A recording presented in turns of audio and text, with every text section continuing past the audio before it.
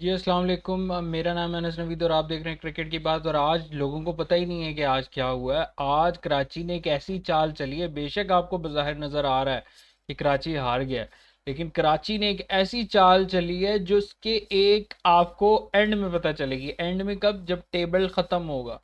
कराची के भाई एक मतलब 50 के ऊपर 7-8 खिलाड़ी आउट, 60 खिलाड़ी आउट थे। तो ये तो 60-70 पे आउट हो रही थी, तो ड्रेसिंग रूम से जो है ना आया कि किसी भी तरीके से ज़्यादा आप 20 ओवर पूरे खेलो, और मतलब मैक्सिमम आपने ओवर्स खेलने हैं ताकि आपका रन रेट इम्प्रूव हो चुके। और ये बहुत बड़ी बात है।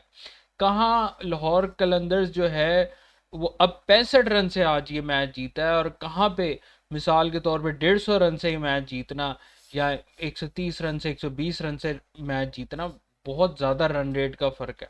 तो कराची इस चीज़ में तो बाजी ले गया, लेकिन मैच तो हार गया। इसके ऊपर एनालिसिस करना है। और साथ ही साथ जो पाकिस्तान सुपर लीग का नेक्स्ट मैच है, जो कॉन्टेस्ट है मुल्तान सुल्तान वर्सेस इस्लामाबाद यूनाइटेड, कल होने जा रहा है। इसको भी प्रीव्यू करते हैं, लेकिन starting things of with the match today के जो आज खेला गया। आज जो है बड़े मज़े का मैच हुआ। प्लेइंग 11 से ही स्टार्ट करते हैं। उसके ऊपर कंपोजिशन की बात करने के बाद फिर जो है हम टॉस कह रहा हूँ, फिर हम इसके ऊपर इन डेप्थ चलेंगे। तो प्लेयर कॉम्बिनेशन, ये प्लेइंग 11 तो शायद आप लोगों को भी पता होगा, नहीं पता होगी तो आप यहाँ से देख सकते हैं। अब मेरा तज्जिया क्या था, ये था कि कराची किंग्स जो है वो वही प्लेइंग 11 के साथ गई जी जो उन्होंने मुल्तान सुल्तान के साथ खिलाई। तो स्मार्ट मूव था, क्योंकि ज़्यादा चेंजेस, जब अब एक टीम इतना मतलब प्रेशर्स वाला मैच, मतलब 234 लगा हो बोर्ड पे और आपकी टीम ने 234 चेस कर लिया हो, और फिर आप किसी को ड्रॉप करके मतलब किसी को चेंजेस करते हो, तो टीम का मोराल गिर जाता है। तो ये बड़ा मतलब ज़रूरी था कि कराची किंग्स अनचेंज जाती, और वो वाकई अनचेंज गई, वही प्लेइंग 11 खिलाई। जहाँ तक लाहौर कलंदर्स की बात है, बेशक लाहौर कलंदर्स का जो लास्ट कॉन्टेस्ट था, आई थिंक वो जीती थी। लेकिन ये है कि बल्कि नहीं, लास्ट एक मैच हारी है। मैं एक दफ़ा स्केड्यूल फिर खोल के देख लेता हूँ। लाहौर का जो लास्ट मैच हुआ है जिसमें जहांदाद खान खेला था, और मैं यही बात कर रहा था कि जहांदाद खान ने कोई एज सच कोई इतनी ज़बरदस्त किस्म की, ये क्या खुल गया भाई, स्पॉन्सर खुल गया यार, इसको बंद करो यार, मैं इसके खिलाफ हूँ।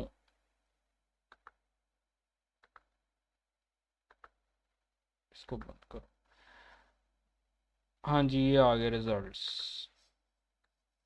लाहौर कलंदर्स आज ये जीता है। इससे पहले ये हुआ था कलंदर्स के साथ, कोयटा ग्लैडिएटर्स के साथ मैच। तो कोयटा ग्लैडिएटर्स के साथ जो मैच हुआ जिसके अंदर लाहौर कलंदर्स हारी है, उसमें जहांदाद खान की बड़ी मतलब कम परफॉर्मेंसेस थी। हालांकि पहला मैच लाहौर कलंदर्स जीता था, और बल्कि नहीं, पहला भी हारा दूसरा भी हारा, तो ये कलंदर्स ऊपर कैसे चली गई है यार टेबल पे दो मैचेस के साथ? एक मैच ही कलंदर जीती है ना, एक ये जीती है, एक ये जीती है। हाँ, कलंदर से कोयटा से जीती है। अच्छा, लास्ट पर मैच जीती है कलंदर्स, ठीक हो गया। कोयटा से ये मैच जीते तो है कलंदर्स, लेकिन बात यह है कि जहाँ दाद खान ने बॉलिंग के अंदर भी कोई खास इतना सा सपोर्ट नहीं किया था, और ना बैटिंग के अंदर सपोर्ट किया था। मैं भूल गया था कि लास्ट रिजल्ट क्या हुआ था। तो कोयटा ग्लैडिएटर्स के खिलाफ जो रिजल्ट था उसके अंदर यही था कि आप किसी तरीके से जमान खान की जगह बनाओ, और जो भी जितने भी एनालिस्ट हैं उनके ऊपर ये चीज़ आपको साफ जाहिर नज़र आ जाएगी कि जमान खान का खेलना बहुत ज़रूरी था। कि मतलब ये इनका प्रीमियम लाइन ऑफ बॉलर था। और सबसे बड़ी बात ये कि आप देखो कि जिस पीएसएल के अंदर लाहौर कलंदर्स पीएसएल जीती है दो बैक टू बैक, उसके अंदर जमान खान एक क्रूशियल मतलब बॉलर था, क्योंकि हारिस रऊफ भी बॉलिंग 10 ओवर 4 ओवर पूरे, फिर शाहीन के 4 ओवर, फिर जमान के 4 ओवर, फिर डेविड बीटजे दो करवाता होता था, राशिद खान के 4 ओवर, तो 16 ओवर तो बिल्कुल हिलने ही नहीं देते थे। फिर दो डेविड बीजे और फिर दो किसी आगे पीछे से इस तरह करवाते थे। अब मुझे एग्जैक्टली नाम याद नहीं है कि किससे करवाते थे, बट कहने का मकसद ये कि ये इनकी कोर का हिस्सा था जमान खान, और वही उन्होंने चेंज किया, जहां दाद खान की जगह जमान खान लाए। और अब लाहौर कलंदर्स की टीम और पावरफुल हो गई है। जब जब टूर्नामेंट स्टार्ट हुआ था तो मैं खुद कह रहा था कि लाहौर कलंदर्स के पास वो कैपेबिलिटी नहीं है लेकिन अब हम मैच का, जाहिर सी बात है, अब एनालिसिस स्टार्ट करना है, तो एनालिसिस स्टार्ट करने से पहले सबसे पहले आप लोगों को वो लाहौरियों को वो आपको देनी पड़ेगी कड़वी दवाई, जिसके ऊपर आप लोग थोड़ा सा हिचकिचाएंगे। कड़वी दवाई ये कि मेरा ये कहना मतलब सोच थी, ओपिनियन थी, गलत भी हो सकती है, कि जिस मैच में फ़खर जमान चलेगा वो तो मैच लाहौर कलंदर्स जीत जाएगी। लेकिन अगर फ़खर जमान ना चला फिर क्या होगा, फिर उनकी तरफ से कौन स्टेप अप करेगा। इस मैच से पिछले मैच में भी फ़खर जमान चला, लाहौर जीत गई।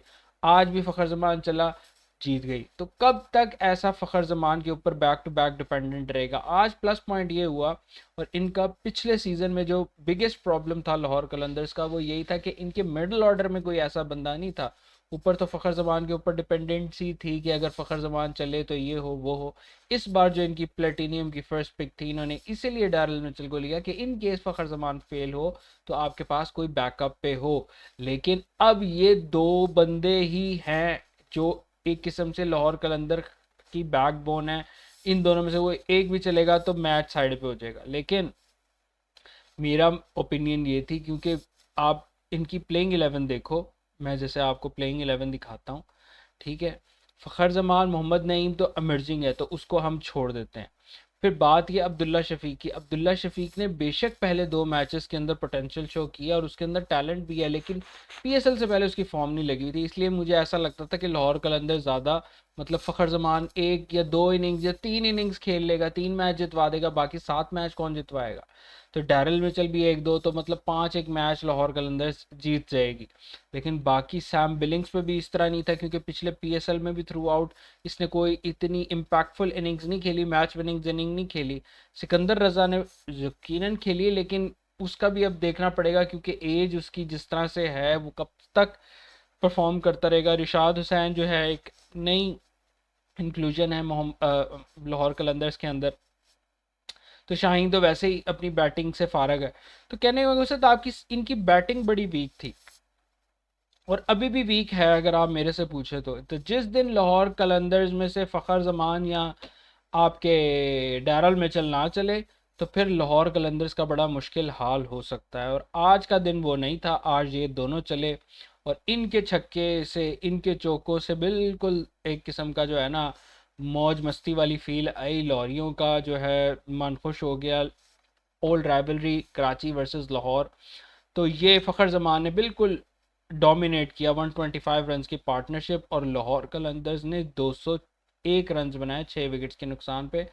जिसके ऊपर मैं थोड़ी सी अब इसके इन डिटेल पे चले जाते हैं, ताकि प्लेइंग 11 के अंदर क्या क्या किस किस ने किया। जो हाइलाइट्स थी वो तो मैंने बात कर ली, बट स्कोर कार्ड की तरफ जाते हैं और फिर उस पर इन डेप्थ थोड़ी सी बात की जाएगी, ताकि बॉलिंग फिगर्स भी आप लोगों के साथ शेयर किए जाएँ हों। ठीक है जी, मोहम्मद नईम जल्दी आउट हो गया, अब्दुल्ला शफीक भी जल्दी आउट हो गया इसने। अब आप ये देखो, सैम बिलिंग्स ने भी एज सच कोई कुछ नहीं किया। सिकंदर रजा को तो टाइम ही नहीं मिला, 5 बॉलें मिली उसके अंदर, उसने भी सही 10 रन कर दिए, ये भी बड़ी बात है। रिशाद हुसैन नीचे टेल है, बल्कि रिशाद हुसैन का भी मुझे नहीं पता कि उसकी क्या इतनी इम्पैक्टफुल प्लेयर ऑलराउंडर है कि उसको आप इस शाहीन से ऊपर प्रमोट कर रहे हो।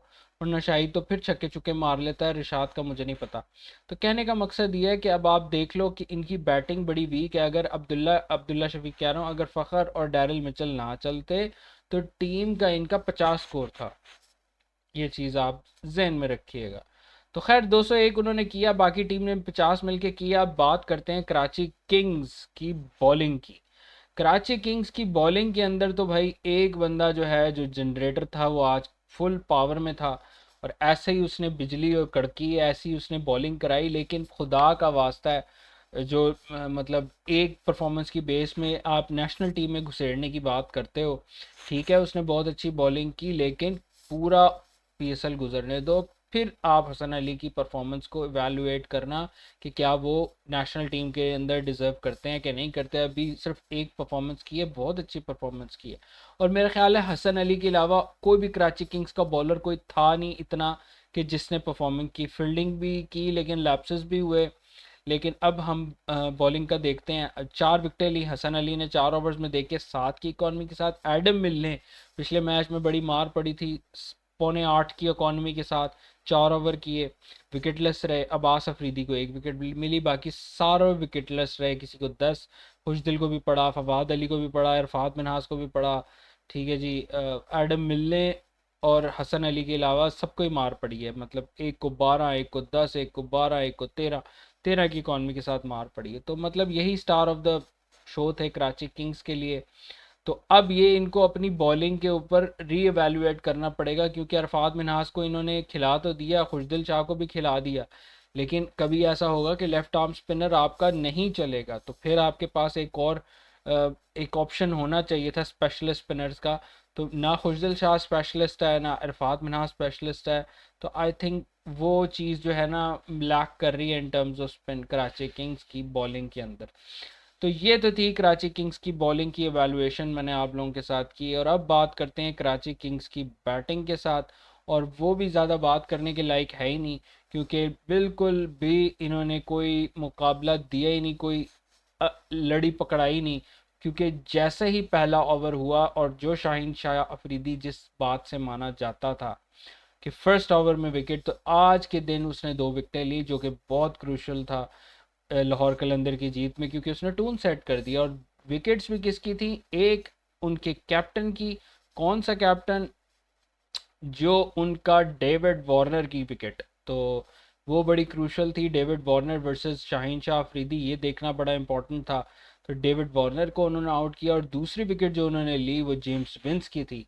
तो जेम्स विंस जिसने लास्ट T20 के अंदर अपना 100 स्कोर की थी, उसकी विकेट, और अब डेविड वार्नर की विकेट। तो उसके बाद जो है ना कराची किंग्स का वैसे ही जो है पलड़ा लुढ़कने सा लग गया कि अब क्या किया जाए क्या ना किया जाए। तो कराची किंग्स के अंदर अब प्लेइंग 11 की अब ये स्कोर कार्ड दिखाई जाए कि डेविड वार्नर भी पहले में हो गया, विंस भी पहले ओवर में आउट हो गया। शान मसूद पे बहुत बड़ा क्वेश्चन मार्क है। शान मसूद को देखो, कैप्टनसी थी पिछले में, पूरा रन उनको कंसिस्टेंट बेसिस पे दिया गया एज अ कैप्टन, और इस बार स्मार्ट मूव था कि उन्हें पता था कि यार शान मसूद को हम पूरा सीज़न तो नहीं दे सकते, अगर उसकी जगह कोई रिप्लेसमेंट लाना पड़े तो लाया जा सकता है। तो शान मसूद, इसका क्या रिप्लेसमेंट होगा, पहले अभी इनकी प्लेइंग 11 में स्कोर कार्ड को हम डिस्कवर करके फिर नेक्स्ट मैच की कराची किंग्स की प्लेइंग 11 क्या होनी चाहिए उसके ऊपर डिस्कशन कर लेंगे। तो शान मसूद ने 18 स्कोर किए। आज उनके लिए आइडियल मौका था कि क्रीज पे खड़े रहते कुछ करते, टीम के लिए नहीं कर सके। इरफान खान न्याजी अगेन है डिसअपॉइंटिंग। मतलब बहुत सारे लोग इनको सपोर्ट करते हैं। कराची किंग्स का कैंप मेरे हिसाब से शान मसूद को 10 मैचेस मिले ना मिले, इरफान खान न्याजी को 10 के 10 मैचेस लाजमी मिलेंगे।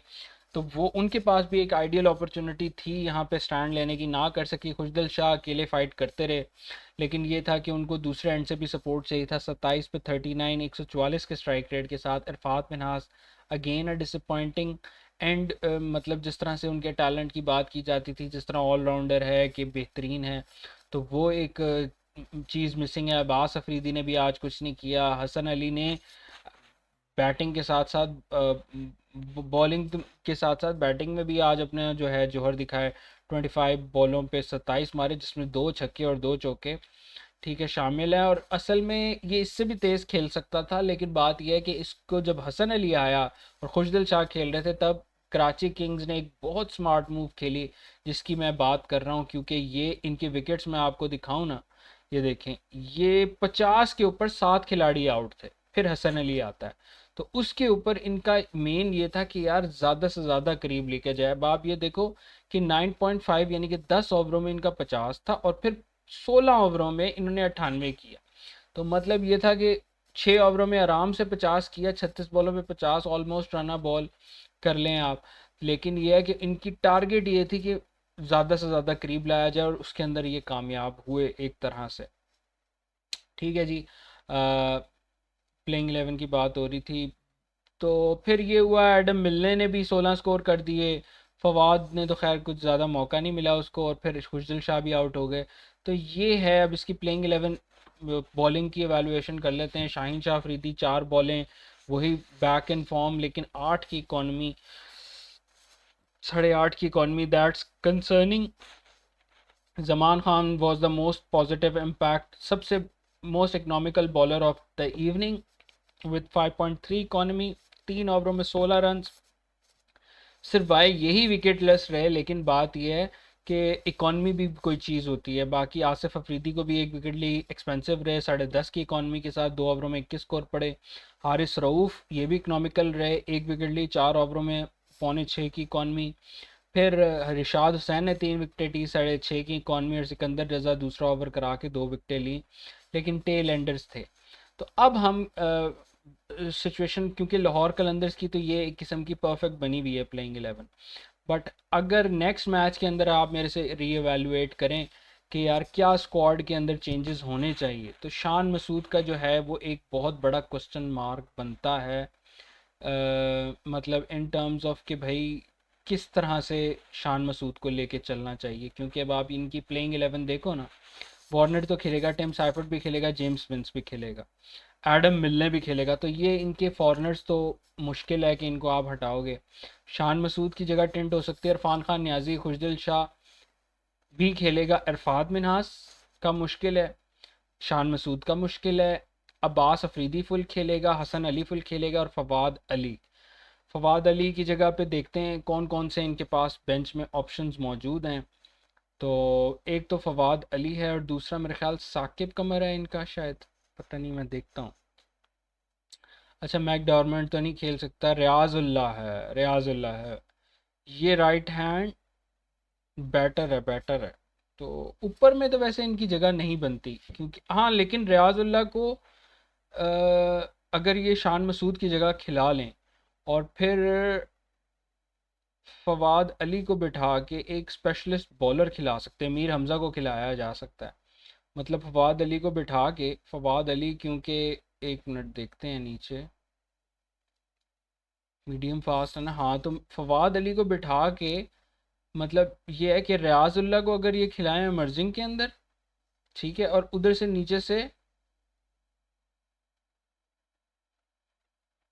नहीं, लेकिन फवाद को निकाल के अगर उसको डालेंगे रियाजुल्लाह को, तो फिर तो मतलब वो 4 पे आ जाएगा ना रियाजुल्लाह, ठीक है, और फवाद अली को भी निकालोगे आप, फवाद अली को निकालो और शान मसूद को निकालो, रियाजुल्लाह शान मसूद की जगह पे आ जाता है, और फवाद अली की जगह पे कौन आएगा, वो आएगा मीर हमज़ा मेरे हिसाब से। बॉलिंग्स में जाओ ना, बॉलिंग में इनके पास क्या क्या ऑप्शंस हैं, जाहिद, यार स्पिनर अगर रखना है तो फिर मेरे हिसाब से अरफात मिनहास, हाँ, अरफात मिनहास की जगह तो जाहिद महमूद आएगा ही आएगा, ठीक है, और फिर मीर हमज़ा, 3 चेंजेस मेरे हिसाब से बनते हैं। लेकिन आप लोग ज़्यादातर एग्री नहीं करेंगे कि यार एकदम से ही आप चीज़ें हटा रहे हो। शान मसूद को भी वैसे मैं ये हूँगा कि एक और चांस दे दिया जाए, क्योंकि अभी 2 मैचेस हुए हैं, एक हारे हैं एक जीते हैं, तो इट्स टू अर्ली कि आप उसको भी एलिमिनेट कर दो। तो अगर कोई चेंजेस हो सकती हैं तो फवाद अली की जगह आप, लेकिन अगर फवाद अली को निकालूंगा और रियाजुल्लाह को खिलाऊंगा, तो फिर एक बॉलर इनका शॉर्ट हो जाएगा। इनको स्पेशलिस्ट बॉलर चाहिए, अरफात मिनहास की जगह अगर इनको वो करेंगे तो इनकी टेल एक्सपोज हो जाएगी, तो वरिंग हैं। वैसे मोहम्मद नबी खिलाया जा सकता है, लेकिन मोहम्मद नबी कोटा उस पर भी खेल रहा है ना। आप फिर ये कर सकते हैं, एडम मिलने को भी नहीं बिठा सकते ना भाई, एडम मिलने को कहाँ बिठाएंगे। फवाद अली को अगर उसकी जगह आमिर जमाल ले हैं, लेकिन फिर फवाद अली की जगह आमिर जमाल को लाएंगे तो फिर अमरजर एक शॉट हो जाएगा, अमरजर भी तो खिलाना पड़ेगा। फिर अरफात मिनहास की जगह जो है, हाँ, ये चेंजेस अब मेरे जहन में आ गए, फवाद अली को ड्रॉप करके आमिर जमाल को खिला लो, एक, अरफात मिनहास को ड्रॉप करके आप जाहिद महमूद को खिला लो। ये 2 चेंजेस मेरे हिसाब से बनते हैं, जिससे मेरा ख्याल है कराची किंग्स की प्लेइंग 11 ज़्यादा मजबूत हो जाएगी। Now let's move on to the my favourite team. हो सकता है कल मैं मैच देखने भी जाऊं ग्राउंड के अंदर, आई एम नॉट श्योर, शायद जाऊं शायद ना जाऊं, लेकिन बात यह है कि सपोर्ट तो मेरी होगी। और मुल्तान की प्लेइंग 11 तो हम सबको ऑलमोस्ट याद होगी, आपको याद नहीं है, मुझे तो याद है। लेकिन बात यह है कि अब कल मुकाबला है टेबल टॉपर्स का विद मुल्तान सुल्तान, और आई थिंक कि ये ज़रा थोड़ा सा टफ होगा। मुल्तान के जितने भी कॉन्टेस्ट होंगे कांटेदार होंगे, तो लेट्स सी कि किस तरह से इस्लामाबाद यूनाइटेड के साथ अब सो सॉरी, कल पेचा पड़ेगा इनका। अभी हम कोशिश करते हैं, पहले प्लेइंग 11 निकालते हैं। मेरा नहीं ख्याल कि इस्लामाबाद यूनाइटेड अपनी कोई प्लेइंग 11 के अंदर चेंजेस करेगा। और मुल्तान मुल्तान सुल्तान तो नहीं करेगा। मुल्तान सुल्तान एग्जैक्टली उनके साथ ही जाएगा। उसके अंदर रिजवान है, फिर उसके साथ शे होप है, उस्मान खान है, 4 पे कामरान गुलाम है, फिर ब्रेसवेल 5 पे, इफ्तिखार 6 पे, 7 के ऊपर डेविड विली, 8 के ऊपर डेविड विली, 8 के ऊपर कौन था? एक कराची किंग्स का मैं खोल लेता हूँ। डेविड विली है, जॉर्डन है, 9 पे उसामा मीर है, 10 के ऊपर शाहिद अजीज़ है, 11 के ऊपर एक ही बंदा रह गया, आकिफ जावेद है। हाँ, तो ये यही इनकी प्लेइंग 11 बेस्ट है। जहाँ तक उनकी इस्लामाबाद यूनाइटेड है, इनकी प्लेइंग 11 यही जाएगी। और टक्कर किसके साथ होगी? टक्कर किसके साथ होगी? एक मिनट, रिजल्ट्स में जाते हैं। इस्लामाबाद, ये जो 250 मारा है इस्लामाबाद यूनाइटेड ने, Sahibzada Farhan was in prime form of his life. Andre Gous की जगह जो है मेरे हिसाब से लाजमी मैथ्यू शॉर्ट आएगा। इससे इनकी और ज़्यादा स्ट्रेंथन हो जाएगी। Colin Munro and Matthew Short, Sahibzada Farhan, Azam Khan, Salman Ali Agha, Jason Holder, Ben Dwarshuis, Shadab Khan, Imad Wasim, Naseem Shah, Saad Mahmood. I think playing 11 इनकी डिसेंट है। अगर चेंजेस करना पड़ेगा तो एंड्रे गॉस की जगह जो है मैथ्यू शॉर्ट को खिलाया जाएगा। लेकिन इसके अंदर डिपेंड करता है कि पहले कौन खेलता है, बाद में कौन खेलता है, ये भी बड़ा डिपेंड करता है। और फिर दूसरा ये कि पिंडी के अंदर अगर मैच है तो दोनों ही टीमें जो हैं टक्कर की हैं। अभी फॉर्म में जो है कॉन्फिडेंस इस्लामाबाद यूनाइटेड का नो डाउटली बहुत ज़्यादा हाई होगा।